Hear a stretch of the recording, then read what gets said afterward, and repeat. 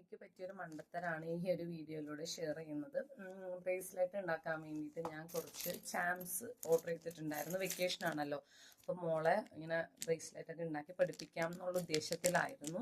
അപ്പോൾ നമ്മൾ ലോക്കൽ ഷോപ്പിൽ ചെന്ന് കഴിഞ്ഞപ്പോൾ ഒരു പീസിന് 10 രൂപയാണ് പറഞ്ഞത്. അപ്പം ഞാൻ മീഷോയിൽ നോക്കി, എന്തും അഫോർഡബിൾ റേറ്റ് നമുക്ക് കിട്ടുന്ന മീഷോ ആണല്ലോ.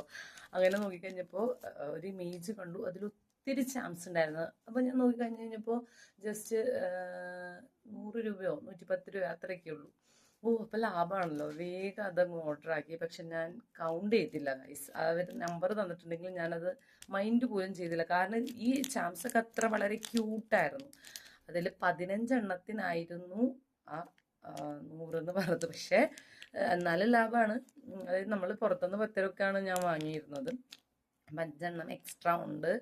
പക്ഷെ എന്നാലും നമ്മൾ ഇതുപോലെ മീഷോന്നൊക്കെ ഓർഡർ ചെയ്യുമ്പോൾ കറക്റ്റായിട്ട് നമ്പർ നോക്കുന്നത് നല്ലതായിരിക്കും എന്ന് എനിക്ക് തോന്നുന്നു. ഈ ഒരു മണ്ടത്തരം നിങ്ങൾക്ക് പറ്റാതിരിക്കട്ടെ.